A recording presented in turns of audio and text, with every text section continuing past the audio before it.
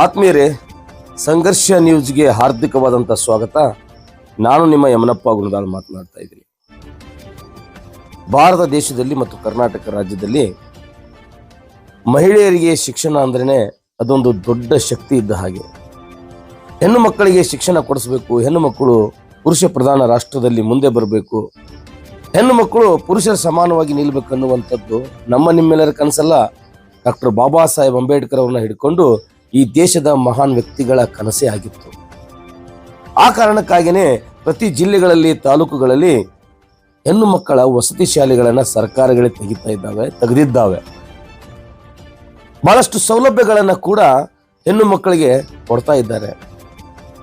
ಬಹಳ ವಿಚಿತ್ರ ಅಂದರೆ, ಬಹಳಷ್ಟು ಏನು ಈ ವಸತಿ ಶಾಲೆಗಳಲ್ಲಿ ಮಾಸ್ತರ್ಗಳೇ ಮಕ್ಕಳನ್ನು ಹೀಯಾಳಿಸುವಂಥದ್ದು, ಅವಮಾನಿಸುವಂಥದ್ದು, ಅವರ ಮೇಲೆ ಬೇರೆ ಬೇರೆ ರೀತಿಯ ಒತ್ತಡವನ್ನು ಹೇರುವಂಥದ್ದು ಸಾಮಾನ್ಯವಾಗಿ ಹೋಗಿದೆ.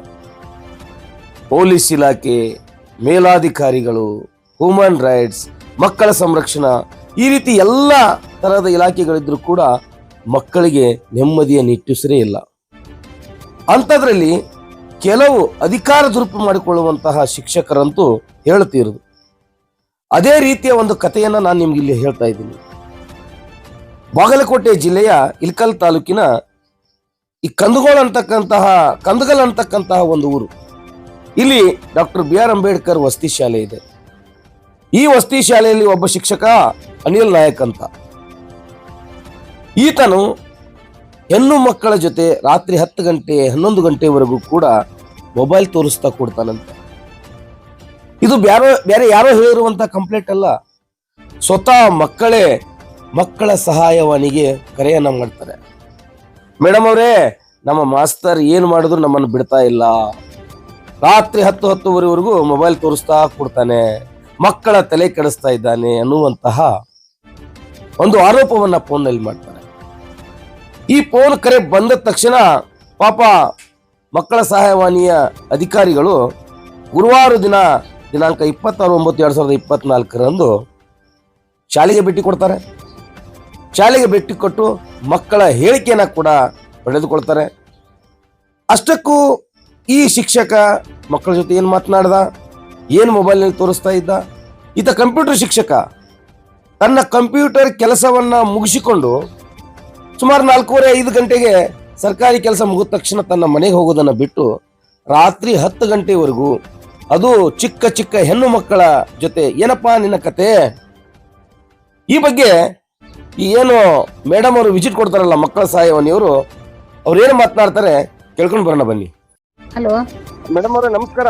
ಸರ್ ನಮಸ್ತೆ. ಯಾರ್ರಿ ಸರ್? ನಾವು ಸಂಘರ್ಷ ನ್ಯೂಸ್ ಕರ್ನಾಟಕ ಅಂತ ಹೇಳಿ ನ್ಯೂಸ್ ಚಾನಲ್ ಎಡಿಟರ್ ಮಾತಾಡೋದು ಯಮನಪ್ಪ ಗುಂದಾಳ ಅಂತ ಹೇಳ್ರಿ.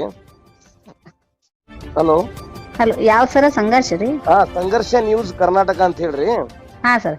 ಈಗ ಗುರುವಾರ ದಿನ ಇಲ್ಕಲ್ದ ಕಂದಗಲ್ ಸ್ಕೂಲ್ ಒಳಗೆ ತಾವೊಂದು ವಿಸಿಟ್ ಮಾಡ್ತೀರಿ ಮೇಡಮ್, 26ನೇ ತಾರೀಕಿಗೆ. ಗುರುವಾರ ದಿವಸ ರೀ ಸರಿ.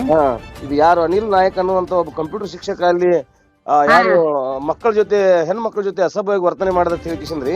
ಹಾ ಸರ್, ಹೌದು ಸರ್. ಅದೇನ್ ಮೇಡಮ್ ತಾವು ರಿಪೋರ್ಟ್ ಏನ್ ಹಾಕಿದ್ರಿ ಮೇಲೆ? ದಯವಿಟ್ಟು ಅದೊಂದು ಸ್ವಲ್ಪ ನಮ್ಗೆ ಮಾಹಿತಿ ಬೇಕಾಗಿತ್ತು ಸರ್. ಅದ ಆ ತರ ಮಾಹಿತಿ ಬಂದ ಇದ್ರ ಮ್ಯಾಗ ನಾವು ಸ್ಕೂಲ್ ವಿಸಿಟ್ ಮಾಡಿ ಅಲ್ಲಿ ಮಕ್ಕಳ ಹೇಳಿಕೆಯನ್ನು ತಗೊಂಡಿದ್ವಿ. ಹ್ಞೂನ್ರಿ. ತಗೊಂಡು ಮತ್ತೆ ವಾಪಸ್ ಅಲ್ಲಿ ಪರಿಸ್ಥಿತಿ ಏನೈತೆ ಅಂತ ಅನ್ನೋದ್ರ ಬಗ್ಗೆನೂ ವಿಚಾರ ಮಾಡಿದ್ವಿ ಸರ್. ವಿಚಾರ ಮಾಡಿ ಈಗ ಅಲ್ಲಿ ಮ್ಯಾನೇಜ್ಮೆಂಟ್ ಮತ್ತೆ ಅವ್ರ ಪ್ರಿನ್ಸಿಪಲ್ ಅವ್ರ ಇದನ್ನ ನೋಡಿ ಕೇಳಿದ್ರೆ ಆತರ ಏನು ವರ್ತನೆಗಳಿಲ್ಲ ಮೇಡಮ್, ಆತರ ಏನು ನಮ್ ಗಮನಕ್ಕೂ ಬಂದಿಲ್ಲ ಅಂತಾನೆ ಲೆಟರ್ ಕೊಟ್ಟಿದ್ದಾರೆ ಸರ್ ಅವರು. ಅಲ್ಲ, ಅವ್ರು ಆಯ್ತ್ರಿ. ಈ ಮಕ್ಕಳ ಹೇಳಿಕೆ ಏನಂತ ಕೊಟ್ರಿ ಮೇಡಮ್? ಮಕ್ಕಳ ಸರ್ ಅದನ್ನ ಹೇಳಕ್ ಬರಲ್ಲ ಸರ್ ಮಕ್ಕಳದ್ದು, ಯಾಕಂದ್ರೆ ಅಲ್ಲಿ ಮಕ್ಕಳನ್ನ ಟಾರ್ಗೆಟ್ ಮಾಡ್ಬಾರ್ದಾಗತ್ತೆ. ಆಯ್ತಾಯ್ತು. ನಾವೇನಕ್ಕೆ ಯಾಕೆ ಕೇಳ್ತೀವಿ ಅಂದ್ರೆ ರೀ, ಅವ ಕಂಪ್ಯೂಟರ್ ಶಿಕ್ಷಕ ಆಗಿ ಮಕ್ಕಳ ಜೊತೆ ದುರ್ವರ್ತನೆ ಮಾಡೋದು ಎಷ್ಟು ಸರಿ ಮೇಡಮ್? ಅದು ನಮ್ ಪ್ರಶ್ನೆ ಐತ್ರಿ. ಅದೇ ನಾವೀಗ ಅವಾಗನ ಅದ್ರ ಪ್ರಕಾರ ಮಕ್ಕಳ ಹೇಳಿಕೆ ಪ್ರಕಾರ ಇಲ್ಲಿ ಒಂದ್ ಸ್ವಲ್ಪ ನಿಜಾಂಶ ನಮ್ಗೆ ಹೊರಗ್ ಬಂದಿತ್ರಿ ಸರ್ ಇದು. ಹಿಂಗಾಗಿ ನಾವು ರಿಪೋರ್ಟ್ ಏನ್ ನೈಜ ಐತಿ ಅದನ್ನ ಕೊಟ್ಟಿದ್ದೀನಿ ಸರ್. ಅವ್ರ ಮಕ್ಕಳ ಕಲ್ಯಾಣ ಸಮಿತಿಗೂ ನಿನ್ನೆ ಹಾಜರುಪಡಿಸಿದೀವಿ ಸರ್ ನಾವು. ಸರಿ ಮೇಡಮ್, ಯಾಕಂದ್ರೆ ಒಬ್ಬರಿಂದ ಮೇಡಮ್ ಇಡೀ ಜಿಲ್ಲಾಕ್ಕೆ ಕೆಟ್ಟ ಹೆಸರು ಬರತ್ರಿ, ಇಡೀ ಇಲಾಖೆ ಕೆಟ್ಟ ಹೆಸರು ಬರತ್ರಿ ಮೇಡಮ್ ಇದು. ಸರ್ ಹೌದು ಸರ್. ಮತ್ತೆ ಈಗ ಇವ್ನ ಯಾರು ಪ್ರಿನ್ಸಿಪಲ್ ಹತ್ತಿ ಅವ್ರು ನಾನು ಕೇಳಿದಾರೆ ಮೇಡಮ್. ಈಗ ಅವರು ಎಲ್ಲ ರಿಪೋರ್ಟ್ ಕೊಟ್ಟಿದ್ದೀವ್ರಿ, ಅವ್ರನ್ನ ಈಗಾಗಲೇ ರಿಲೀವ್ ಮಾಡಿ ಕೇಂದ್ರ ಸ್ಥಾನಕ್ಕೆ ಕಳಿಸಿವಿ, ಜಿಲ್ಲಾ ಸ್ಥಾನಕ್ಕೆ ಅಂತ ಹೇಳುವಂತ ಮಾತು ಹೇಳಿದ್ರಿ ಮೇಡಮ್. ಅವ್ರನ್ನ ನಾವು ಕಾಂಟ್ಯಾಕ್ಟ್ ಮಾಡಿದಾರೆ ಈಗ. ಸರ್ ಬಂದಿದ್ರು ಸರ್ ಅವ್ರು ನಿನ್ನೆ. ಮೇಡಮ್ ಏನಾಕೈತೆ ಅಂದ್ರೆ ರೀ, ಮಕ್ಕಳನ್ನ ಮೊದಲೇ ಅದು ಅಂಬೇಡ್ಕರ್ ಹಾಸ್ಟೆಲ್ ಇರೋದ್ರಿಂದ ಮಕ್ಕಳನ್ನ ಮನಿ ಹೊರಸಲ್ ಬಿಟ್ಟು ಹೊರಗಡೆ ಕಳ್ಸೋದ ಬಾಳ ಡಿಫಿಕಲ್ಟ್ ಐತ್ರಿ ಸಮಯದಾಗ ಹೆಣ್ಮಕ್ಳು ವಿಶೇಷ ರೀ. ಮತ್ ಇವ್ರು ಮಕ್ಕಳ ಜೊತೆಯಲ್ಲಿ ರಾತ್ರಿ 10 ತನ ಮೊಬೈಲ್ ತೋರಿಸ್ಕೊಂಡು ಆಟ ಆಡ್ಕೋತ ಕುಂಡಿರ್ತಾರ. ನೌಕರಿ ಮಾಡಕ್ ಬಂದಾರ ಬೇರೆ ಏನ್ ಮಾಡಕ್ ಬಂದಾರಿ ಮೇಡಮ್ ಇವರು? ಅದೇ ಸರ್ ಅದನ್ನ ನಾವು ಆಧರಿಸಿ ನಾವು ಮಾಹಿತಿಯನ್ನ ಆಧರಿಸಿ ಅವ್ರನ್ನ ಈಗ ಜಿಲ್ಲಾ ಮಕ್ಕಳ ಕಲ್ಯಾಣ ಸಮಿತಿಗೂ ಹಾಜರ್ಪಡಿಸಿದ್ದೀವಿ ಸರ್. ದಯವಿಟ್ಟು ಸೀರಿಯಸ್ ತಗೊಳ್ರಿ ಮೇಡಮ್, ಇಂತ ಪ್ರಕರಣಗಳು ಬಾಳ ಆಗತ್ತವ. ಮತ್ತು ವಿಶೇಷ ಇವ್ರು ಏನದಾರಲ್ರಿ ಅನಿಲ್ ನಾಯ್ಕ ಮತ್ತು ಉಷಾ ನಾಯ್ಕ ಅನ್ನೋರು, ಇವ್ರ ಬ್ಯಾಕ್ ಗ್ರೌಂಡ್ ಒಂದ್ ಸ್ವಲ್ಪ ರಾಜಕೀಯ ಮತ್ತು ಇವ್ರ ಮನ್ಯಾಗ ನಮ್ಮ CPI ಗಳದಾರ, ಪೊಲೀಸ್ ಇಲಾಖೆ ಐತೆ ಅನ್ನೋ ಕಾರಣಕ್ಕಾಗಿ ಬಾಳ ಅಂದ್ರ ಬಾಳ ಇವ್ರ ಎಲ್ಲಿ ನೌಕರಿ ಮಾಡ್ತಾರಲ್ಲಿ ಮಕ್ಳಿಗೆ ಹರಾಸ್ಮೆಂಟ್ ಐತ್ರಿ ಮೇಡಮ್. ಸರ್ ಅದು ಇನ್ನೊಂದು, ಅವ್ರು ಯಾವ ಇಲಾಖೆ ಒಳಗೆ ಏನ್ ಕೆಲಸ ಮಾಡಿದ್ರು ಅವ್ರ ಮನ್ಯಾಗ ಏನಿದ್ರು ಮಕ್ಕಳ ಭವಿಷ್ಯಕ್ಕೆ ಯಾರು ಧಕ್ಕೆ ತರುವಂಗ್ ಮಾಡುವಂತದ್ದು ಯಾರ್ದು ಇನ್ಫ್ಲೂಯೆನ್ಸ್ ಹಚ್ಚಿದಾರೆ ಮೇಡಮ್. ನೀವ್ ಏನ ಹಾಕಿದ್ರು ಇನ್ಫ್ಲೂಯೆನ್ಸ್ ಹಚ್ಚಿ ಬಚಾವ್ ಆಗೋ ಕೆಲಸ ಮಾಡ್ತಾರಿ. ಅದಕ್ಕ ಆತರ ಆಗ್ಬಾರ್ದು. ದಯವಿಟ್ಟು ನೀವು ನಿರ್ದಾಕ್ಷಿಣ್ಯ ಮಾಡ್ರಿ ಮೇಡಮ್. ಏನಿದ್ರು ವಾಸ್ತವ ಸ್ಥಿತಿ ಮಾಡ್ರಿ. ನಾವು ನಿಮ್ಗೆ ತಮ್ಗೆ ಯಾವುದೇ ರೀತಿ ಮಾಡಂಗಿಲ್ರಿ. ಮಕ್ಕಳ ಹೇಳಿಕೆ ಮತ್ತು ಅಲ್ಲಿ ವಾಸ್ತವ ಸ್ಥಿತಿ ಏನೈತೆ ಅದನ್ನ ದಯವಿಟ್ಟು ಮೇಲಾಧಿಕಾರಿಗಳು ರಿಪೋರ್ಟ್ ಮಾಡ್ರಿ ಮೇಡಮ್. ಸರಿ ಸರ್, ಅದನ್ನೇ ಮಾಡಿದೀವಿ sir. Okay madam, thank you madam. ನಮಸ್ಕಾರ. ಸರಿ ಸರ್, ನಮಸ್ಕಾರ ಸರ್. ಕೇಳಿದ್ರಲ್ಲ ಸ್ನೇಹಿತರೆ, ಅಲ್ಲಿಯ ಪ್ರಿನ್ಸಿಪಾಲ್ರು ಆ ರೀತಿಯಾದಂಥ ಯಾವುದೇ ವರ್ತನೆ ಇಲ್ಲ ಅಂತೇಳಿ ಬಹುಶಃ ಈ ಯಾವ ಅನಿಲ್ ನಾಯಕ್ ಅನ್ನುವಂತಹ ಈ ಒಬ್ಬ ಕಂಪ್ಯೂಟರ್ ಶಿಕ್ಷಕನನ್ನ ಉಳಿಸುವ ಕೆಲಸವನ್ನ ಮಾಡ್ತಾರೆ. ಒಂದು ಕಡೆ ಮಕ್ಕಳ ರಿಪೋರ್ಟ್ ಬಹಿರಂಗಪಡಿಸಲಿಕ್ಕೆ ಸಾಧ್ಯ ಇಲ್ಲ ಅಂತ ಮೇಡಮ್ ಅವ್ರು ಹೇಳ್ತಾರೆ. ಅದೇನೇ ಆಗಿರ್ಲಿ, ಈ ಕುರಿತು ಈ ಏನು ಕಂದಗಲನ ಅಂಬೇಡ್ಕರ್ ವಸತಿ ಶಾಲೆಯ ಪ್ರಾಂಶುಪಾಲರಾಗಿರ್ತಕ್ಕಂಥ ಮಲ್ಲಿಕಾರ್ಜುನ ಹತ್ತಿಯವರು, ಇವರನ್ನ ನಾವು ಸಂಪರ್ಕ ಮಾಡಿದೀವಿ. ಇವರು ಏನು ಹೇಳ್ತಾರೆ ಕೇಳ್ಕೊಂಡು ಬರೋಣ ಬನ್ನಿ. ಹಲೋ ಸರ್, ನಮಸ್ಕಾರ. ನಮಸ್ತೆ ಸರ್, ಹೇಳಿ.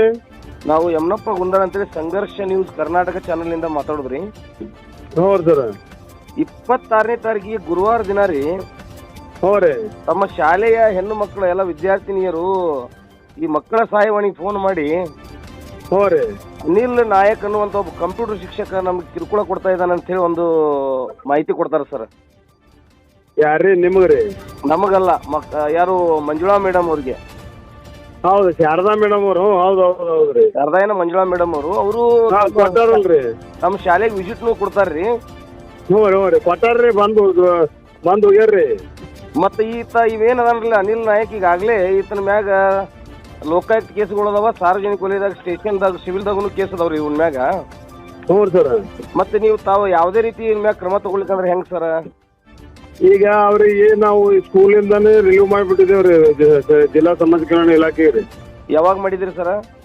25ನೇ ತಾರೀಕು. ಅದೇನ್ ರಿಪೋರ್ಟ್ ಹಾಕ್ರಿ ಸರ್. ಯಾಕಂದ್ರ ರಿಪೋರ್ಟ್ ಹಾಕಿದೇವ್ರಿ, ಅದೇ ರಿಪೋರ್ಟ್ ಹಾಕಿದೇವ್ರಿ. ನಾವು ರಿಪೋರ್ಟ್ ಹಾಕಿ ಕಳ್ಸಿದೇವ್ರಿ. ಈಗ ನಮ್ಮ ಮಕ್ಕಳನ್ನ ತಮ್ಮ ಕಡೆ ಬಿಡೋ ಕಾರಣ ಏನಂದ್ರ ಮಕ್ಕಳ ಭವಿಷ್ಯ ನಿರ್ಮಾಣ. ಅದೇ ಸರ್, ಹಿಂಗ ಇದು ಬರೋಣ ಅವ್ರಿಗೆ ಏನ್ ಮಾಡಿದೇವ್ರಿ, ರಿಲೀವ್ ಮಾಡಿ ಜಿಲ್ಲಾ ಸಮಾಜ ಕಲ್ಯಾಣ ಆಫೀಸ್ಗ ಕಳ್ಸಿದೇವ್ರಿ. ನಾವು ರಿಪೋರ್ಟ್ ಕಳ್ಸಿದೇವ್ರಿ. ಪ್ರಭಾವಿಗಳು ಕಾಣಿಸ್ತಾರ್ರಿ, ಬಾಳ ಪ್ರಭಾವಿಗಳು ಕಾಣಿಸ್ತಾರ. ಅವ್ರ ಮನ್ಯಾಗ ನಮ್ಮಲ್ಲಿ ಪೊಲೀಸ್ ಇಲಾಖೆಯವ್ರ ಅದಾರ, ಅವ್ರದಾರ, ರಾಜಕಾರಣಿಗಳು ಅದಾರ ಅಂತೇಳಿ ಬೆದರಿಕೆ ಹಾಕೋತಾನ ಇಲ್ಲಿವರೆಗೂ ಬಂದಾರ ಅವರು. ಹೌದು ಸರ್, ಇರ್ಬೇಕ್ರಿ. ಮತ್ತೆ ಈ ರೀತಿ ಅವರು